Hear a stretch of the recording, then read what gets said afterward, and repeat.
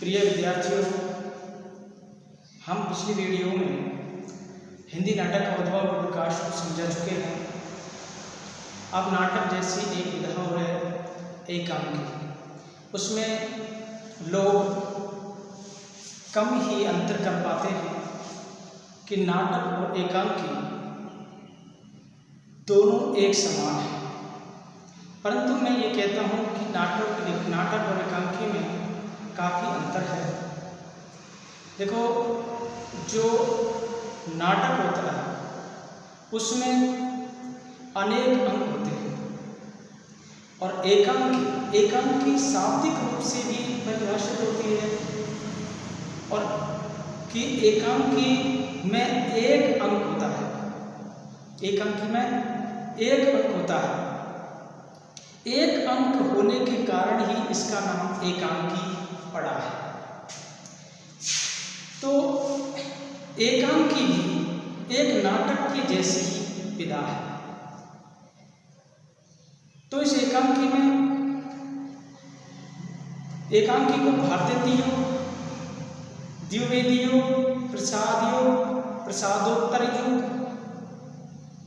और स्वतंत्रोत्तरयों आदि भागों में विभाजित कर चुके हैं। तो मैं ये बता देता हूँ, देखो बच्चों, हिंदी एकांकी का प्रारंभ एक घूंट एकांकी से माना जाता है, जिसकी रचना 1929 ईस्वी में हुई थी। एक घूंट एकांकी किसकी थी? ये जयशंकर प्रसाद की एकांकी थी और जो कि इसकी रचना 1929 में की गई थी। डॉक्टर नगेंद्र ने रामकुमार वर्मा के एकांकी बादल की मृत्यु को हिंदी का पहला एकांकी माना है। किसने माना था? डॉक्टर नगेंद्र ने रामकुमार वर्मा की एक एकांकी थी। कौन सी थी? बादल की मृत्यु।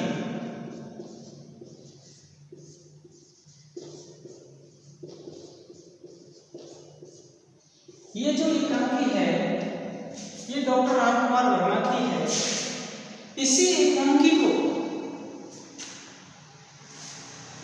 डॉक्टर नगेंद्र ने हिंदी की पहली एकांकी माना है। हिंदी की पहली एकांकी माना है। तो हिंदी साहित्य की प्राय सभी गद्य विधाओं का आरंभ भारतेंदु युग से हुआ है। एकांकी का प्रारंभ भारतेंदु युग से ही माना जाता है। हिंदी एकांकी के विकास का अध्ययन इन कालों में किया जाता है। देखो, हिंदी एकांकी का अध्ययन किया जाता है जो 5 कालों में विभाजित किया गया है। कौन कौन से? एक तो है भारतेंद्रियों, द्विवेदियों, प्रसादियों, प्रसादोत्तरियों और आधुनिक या स्वातंत्रोत्तर काल। तो ये हिंदी एकांकी को कितने भागों में विभाजित किया गया है? 5 भागों में। तो देखो, नंबर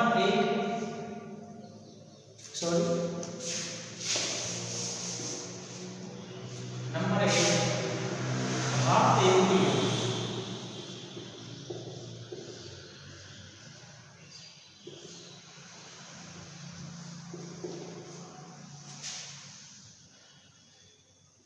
नंबर 2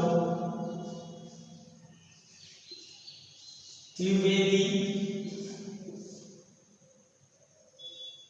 युग। भारतेंद्रियों, द्विवेदी युग। नंबर 3 प्रसाद युग और नंबर 4 प्रसादोत्तर युग।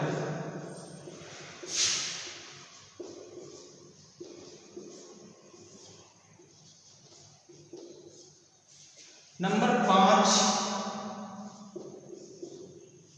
आधुनिक या स्वातंत्रोत्तर युग।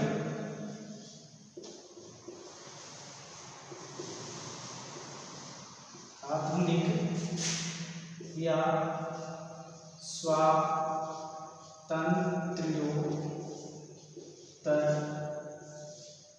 युग। हिंदी एकांकी को कितने भागों में विभाजित किया गया है? 5 भागों में। भारतेंदु युग, द्विवेदी युग,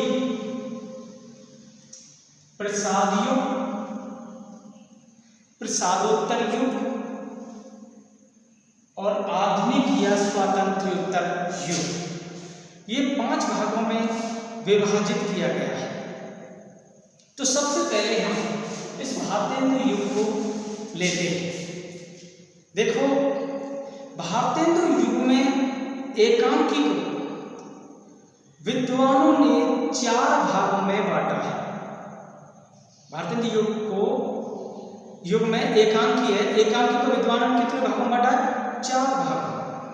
भारतेंदु युग को राष्ट्रीय, सामाजिक, पौराणिक और हास्य व्यंग्य प्रश्न 4 भागों में बांटा गया है। देखो, भारतेंदु युग को कितने भागों में बांटा है? 4 भागों में। राष्ट्रीय,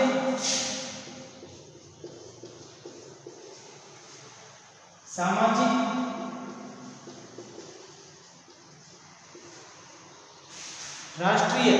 सामाजिक, पौराणिक और व्यंग्य प्रधान।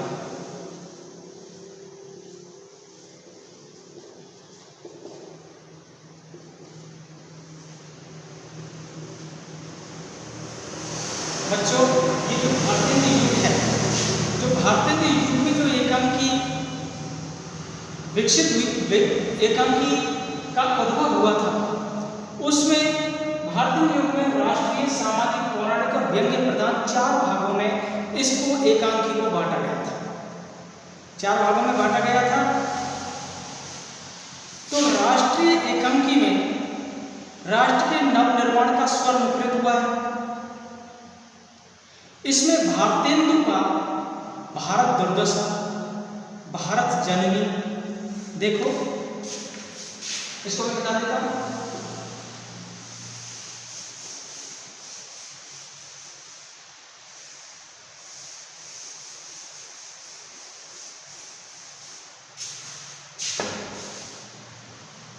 भारतेंदु काल में जो भारतेंदु जी ने जो एकांकी लिखे, उन एकांकों में भारत दुर्दशा और भारत जननी, भारत दुर्दशा और भारत जननी, ये जो एकांक भारतेंदु युग में भारतेंदु जी ने जो एकांकी लिखी थी, भारत दुर्दशा, भारत जननी, और इसी प्रकार राधाचंद्र गोस्वामी ने एकांकी लिखी थी भारत माता, और भी अनेक एकांकियां लिखी थी इन्होंने। इस एकांकी में जनता में राष्ट्र के प्रति जागृति उत्पन्न करना तथा राजनीतिक चेतना जागृत हुई। सामाजिक एकांकी में समाज सुधार से संबंधित विचार अभिव्यक्त किए गए। जो सामाजिक एकांकी है उसमें समाज सुधार से संबंधित विचार अभिव्यक्त किए गए हैं। देखो, इस एकांकी में प्रताप नारायण मिश्र का एक एकांकी थी कली कौतिक। कली कौतिक जो एकांकी थी किसकी थी? प्रसाद नारायण मिश्र की। फिर राधाचंद्र गोस्वामी का भारतवर्ष में यवन लोक, इसकी एकांकी है भारतवर्ष में यवन लोक। उसी प्रकार किशोरीलाल गोस्वामी ने लिखी थी चौपट चपेट। तो सामाजिक कुरीतियां और रूढ़ियों पर व्यक्त करने वाले एकांकीकार हैं।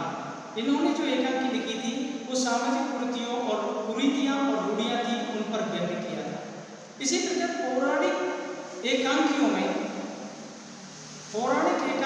बालकृष्ण भट्ट का दमयंती स्वयंवर, बालकृष्ण भट्ट ने लिखा था दमयंती स्वयंवर। लाला श्रीनिवास दास ने लिखा था प्रहलाद चरित्र। राधाचंद्र गोस्वामी ने एक एकांकी लिखी थी श्री दामा। और हास्य व्यंग प्रधान एकांकियों में समाज सुधार की भावना मुखरित हुई है। तो ये तो भारतेंदु युग से संबंधित एकांकीकार थे जिन्होंने अपने अपने एकांकियों की रचना की थी। अब इसी प्रकार हम लेते हैं द्विवेदी युग।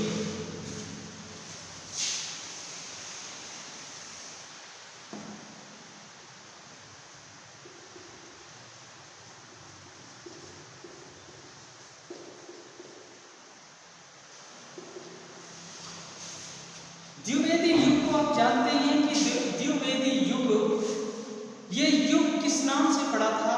ऐसे कौन से लेखक हुए थे जिनके नाम से, रचनाकार हुए थे जिनके नाम से ये द्विवेदी युग पड़ा था? ये महावीर प्रसाद द्विवेदी हुए थे जिनके नाम से ही ये द्विवेदी युग पड़ा था। तो द्विवेदी युग में क्या है, उन्होंने किस प्रकार की एकांकियां लिखी थी और उनके समय में कौन कौन से एकांकीकार हुए थे, इसको हम आप सभी के सामने प्रकट करेंगे कि द्विवेदी युग में स्वयं आचार्य महावीर प्रसाद द्विवेदी जी ने इस विधा को कोई प्रोत्साहन नहीं दिया है। तथापि अंग्रेजी, बंगला और संस्कृत, मराठी एकांकियों के प्रभाव से हिंदी एकांकी का विकास होता रहा है। इस युग की एकांकी में श्री सुदर्शन के राजपूत की हा, सुदर्शन ने एकांकी लिखी थी कौन सी? राजपूत की हा। प्रताप प्रतिज्ञा, ऑनरेरी मजिस्ट्रेट, ये किसकी थी? ये सुदर्शन की एकांकी थी। एक तो राजपूत की हा, प्रताप प्रतिज्ञा, ऑनरेरी मजिस्ट्रेट, ये एकांकी सुदर्शन ने लिखी थी। रामेश त्रिपाठी के स्वप्नों के चित्र और दिमागी अय्यासी नाम से एक एकांकी लिखा। कौन सी? स्वप्नों के चित्र और दिमागी अय्यासी। बद्रीनाथ भट्ट का एक एकांकी था लपड़ धोंधो। ये किसका है? बद्रीनाथ भट्ट का लपड़ धोंधो।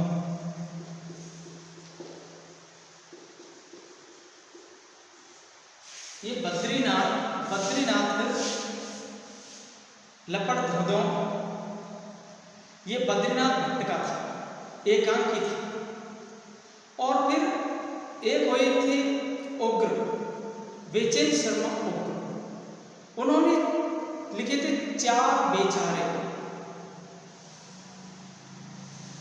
और अफजल वध आदि उल्लेखनीय हैं। तो उग्र ने चार बेचारे और दूसरी कौन सी लिखी थी? अफजल वध, ये लिखी थी। अब उसी प्रकार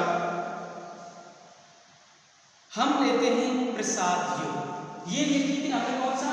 द्विवेदी युग। द्विवेदी युग के बारे में आपने जो नाटककार हुए थे द्विवेदी युग में, वे मैंने नाटककार और एकांकीकार हुए थे, वो मैंने बताया है कि द्विवेदी युग में कौन कौन से एकांकीकार हुए हैं और उन्होंने कौन कौन सी एकांकियां लिखी थी। अब इसके बाद में हम लेते हैं प्रसाद युग।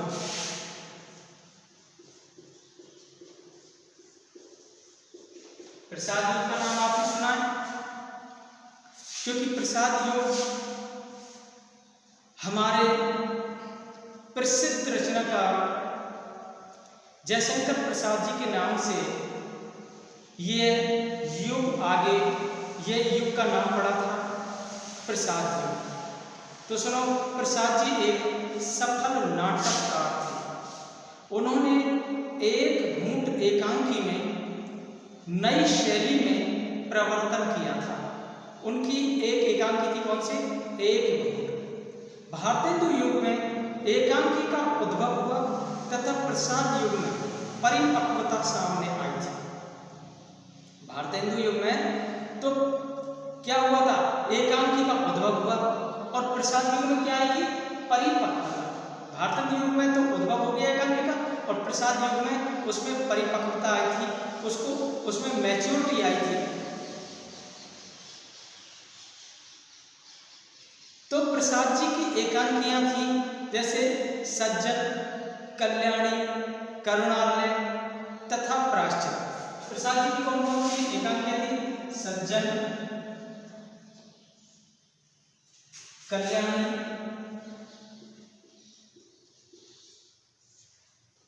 करुणालय, सज्जन, कल्याणी, करुणालय और प्रायश्चित। ये इसकी कौन सी एकांकियां हैं? प्रायश्चित, सज्जन, कल्याणी, करुणालय और प्रायश्चित। ये किसकी एकांकी थी? ये जयशंकर प्रसाद जी की एकांकी। प्रसाद जी हिंदी एकांकी के जन्मदाता नहीं। एकांकियों का आरंभ प्रसादोत्तर काल में ही था, प्रसादोत्तर काल में हुआ था। मतलब प्रसाद के बाद का जो काल आएगा वो प्रसादोत्तर काल आएगा। तो डॉक्टर राम कुमार वर्मा की जो एकांकियां हैं, जो एक बहुत ही महत्वपूर्ण अच्छे एकांकीकार हुए थे, वो कौन थे? डॉक्टर राम कुमार वर्मा। उनकी एकांकियां थी पृथ्वीराज की आंखें, रेशमी टाई, चारुमित्रा, दीपदान, पुरस्कार, ये आदि थी। देखो कौन कौन सी, ये किसकी एकांकियां थी? ये तो थी किसकी? सज्जन, कल्याणी, करुणालय, प्रायश्चित। ये तो जयशंकर प्रसाद की थी। और राम कुमार वर्मा की पृथ्वीराज की आंखें।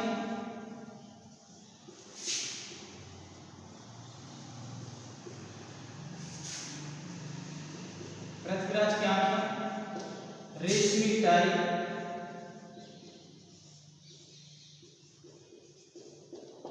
चारुमित्रा,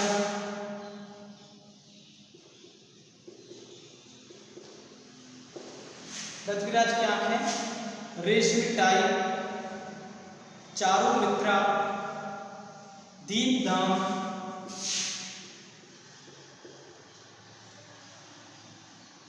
पुरस्कार। ये आदि एकांकियां किसने लिखी थी?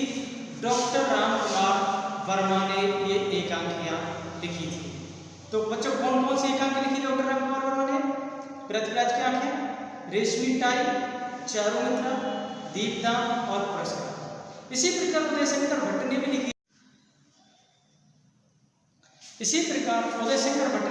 थी दुर्गा, एक ही कब्र, आदिम युग, प्रथम विवाह। ये किसकी थी? उदयशंकर भट्ट की थी। दुर्गा, एक ही कब्र, आदिम युग, प्रथम विवाह। जगदीश प्रसाद माथुर की एकांकियां थी भोर का तारा, बहुत ही महत्वपूर्ण एकांकी है। जगदीश प्रसाद माथुर की कौन सी एकांकी है? भोर का तारा। कलिंग विजय। और अस्क जी की थी, जो अस्क जी की एकांकी थी लक्ष्मी का स्वागत। उपेंद्रनाथ अस्क थे, उनकी जो एकांकी थी वह थी लक्ष्मी का स्वागत, स्वर्ग की झलक, विवाह के दिन। ये इसकी एकांकियां थी। अब इसी प्रकार ये प्रसाद युग हो गया हमारा समाप्त। अब लिखेंगे हम, अब देखेंगे प्रसादोत्तर युग। प्रसादोत्तर युग प्रसाद के युग, प्रसाद के जो बाद का युग कहलाता है प्रसादोत्तर युग। और इसमें जो हुए थे वो जैसे कि इसमें जो रचनाकार हुए थे जैसे गोविंद दास जी, भुवनेश्वर, ये रचनाकार इसमें हुए थे। जगदीश चंद्र माथुर, ये प्रसादोत्तर काल के थे। जगदीश चंद्र माथुर प्रसाद युग के भी थे और प्रसादोत्तर काल के भी थे। उसी प्रकार अब हम प्रसादोत्तर काल को पढ़ेंगे। प्रसादोत्तर काल,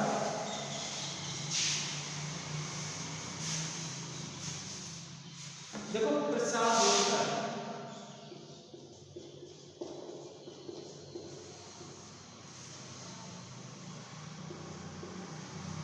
प्रसादोत्तर, ये प्रसादोत्तर युग है।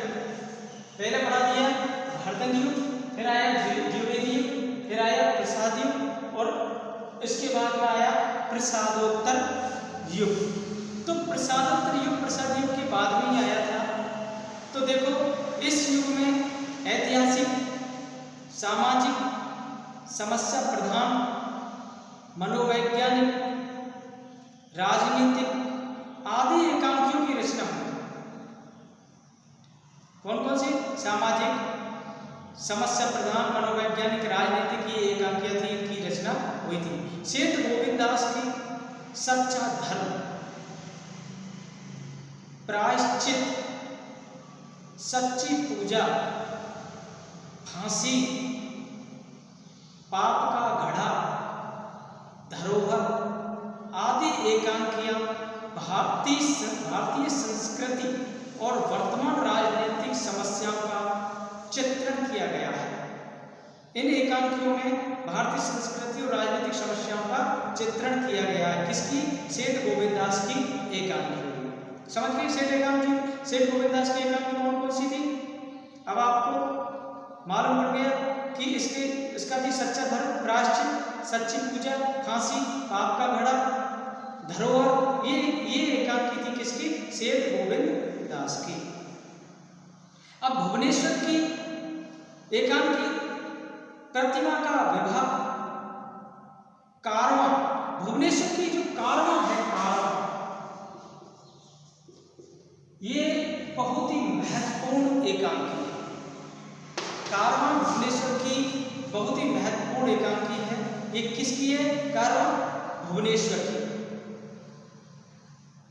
और इसने सिकंदर नाम से भी एकांकी लिखी थी। अब इसी प्रकार जगदीश चंद्र माथुर ने घोर का तारा, खंडहर, रीढ़ की हड्डी आदि लिखी थी।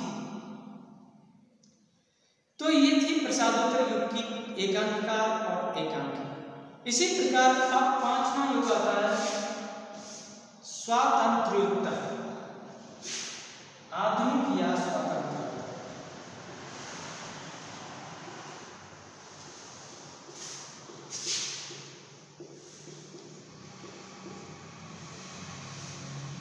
पांचवा कौन सा होता है? आधुनिक या स्वतंत्रोत्तर। जो आधुनिक युग में लिखी गई थी वे एकांकी, मतलब स्वतंत्रता के बाद हमारा जो देश आजाद हुआ था, स्वतंत्र हुआ था, उसके बाद में जो एकांकियां लिखी गई थी वो कौन कौन सी थी और इनके बाद का जो इस युग के एकांकीकार कौन कौन से हुए हैं। तो देखो स्वतंत्रोत्तर काल में हिंदी एकांकी के क्षेत्र में नए नए प्रयोग होने लगे। रेडियो ने इस विधा को श्रव्य ही बना दिया गया था। रेडियो ने इस विधा को श्रव्य बना दिया था, क्योंकि रेडियो केवल एक श्रव्य ही साधन है जिससे केवल हम सुन सकते हैं, देख नहीं सकते।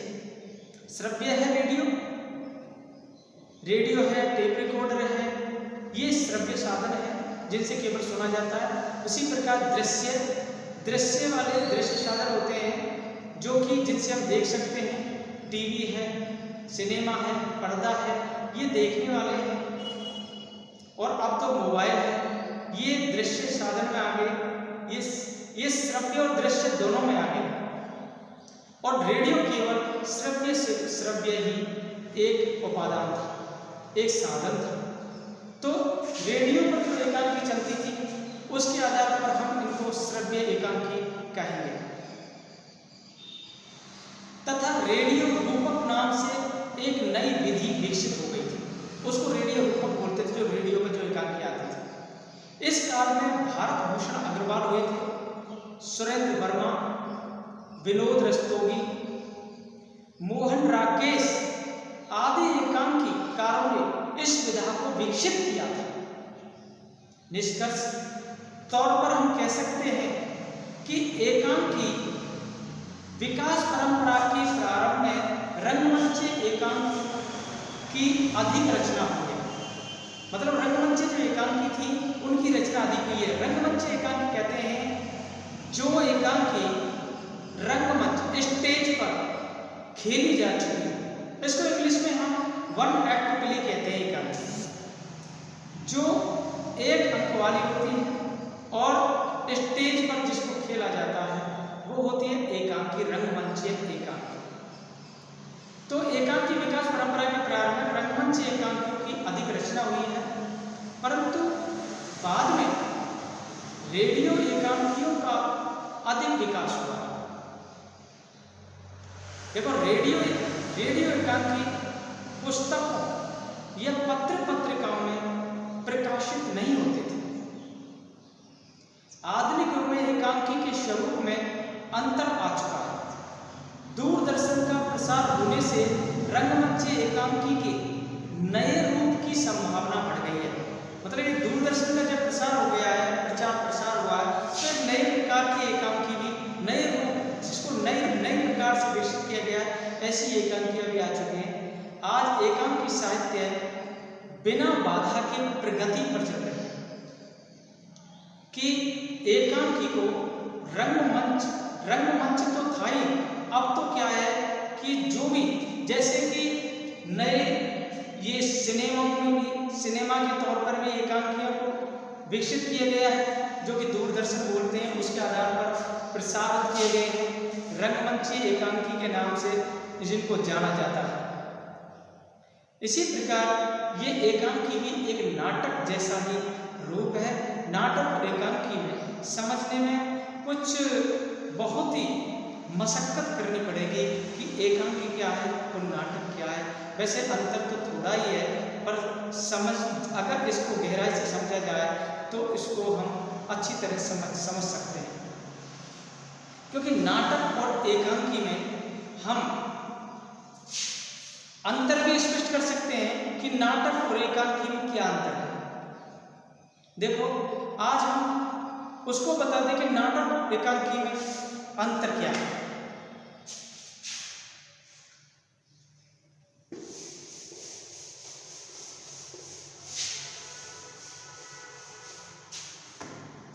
देखो, नाटक और एकांकी,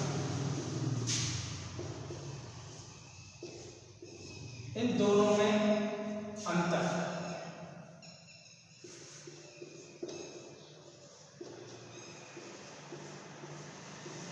नाटक और एकांकी में अंतर, तो देखो मैं सही तरीका से समझा देता हूं कि नाटक और एकांकी में अंतर क्या है। देखो, नाटक और एकांकी में अंतर को समझने के लिए हमें विशेष ध्यान देना होगा।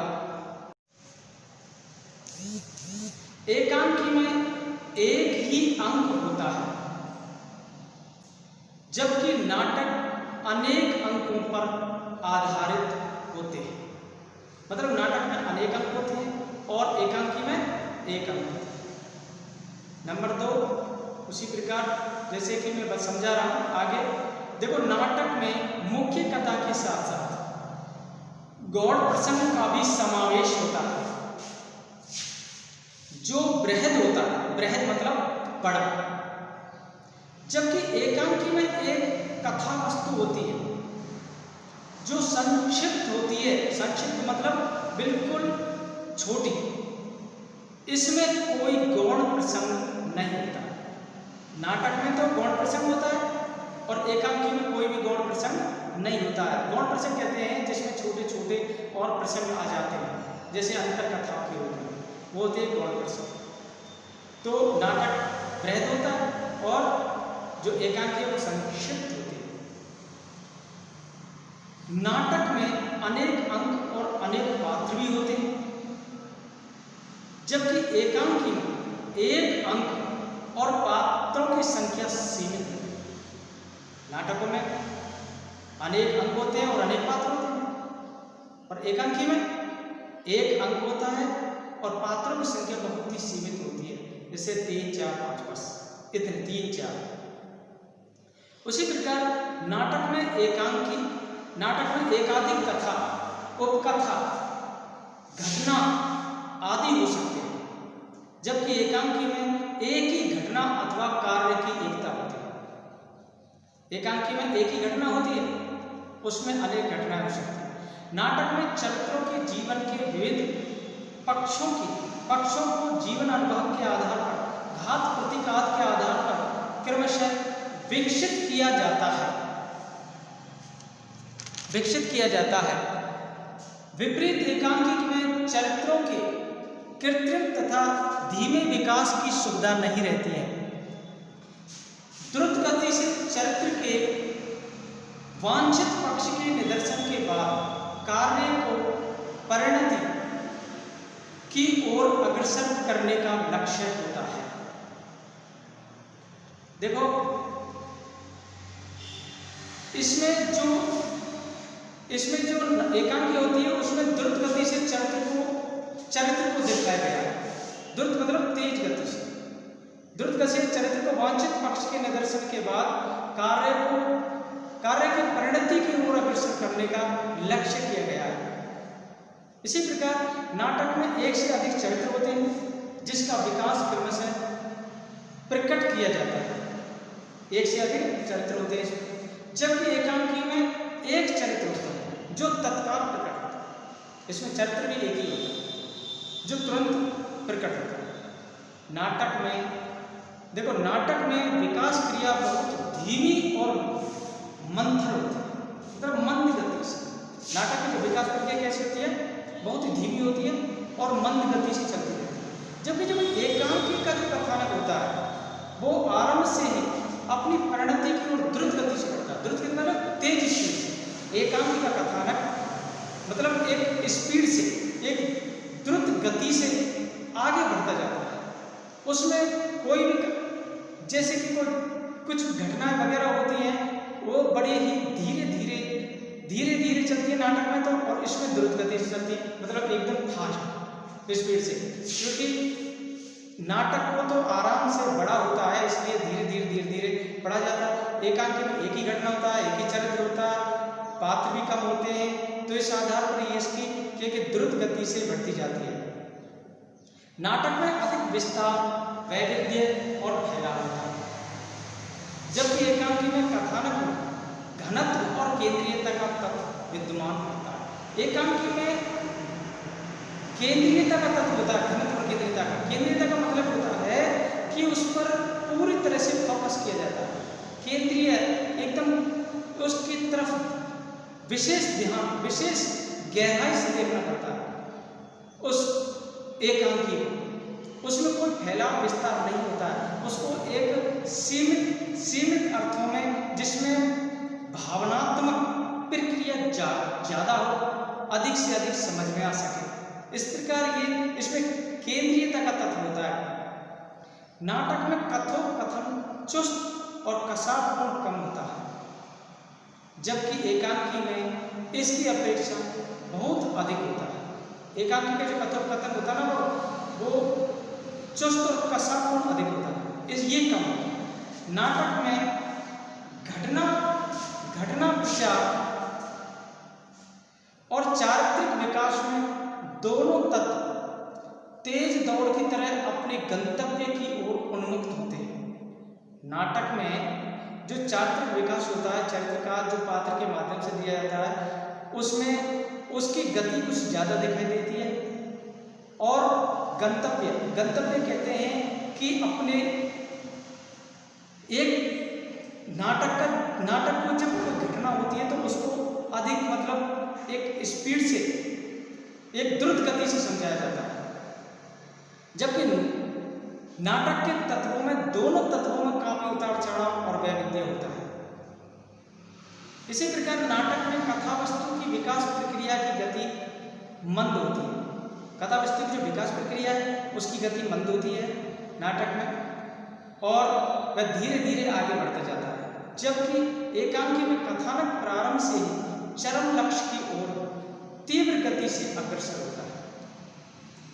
एकांकी में जो कथानक होता है वो प्रारंभ से चरम लक्ष्य की ओर तीव्र गति से बढ़ता जाता है। चरम लक्ष्य कहते हैं जो अपना मेन पॉइंट होता है, अंतिम सीमा होती है, वहां तक ये तीव्र गति से बढ़ता जाता है। तो इस प्रकार हम कह सकते हैं कि अनेक समस्याओं के होने पर भी, अनेक भेदों के कारण ही नाटक और एकांकी को अलग अलग तथा स्वतंत्र नाट्य विद्या स्वीकार किया जाता है। तो नाटक और एकांकी में अंतर स्पष्ट कर चुके हैं। धन्यवाद।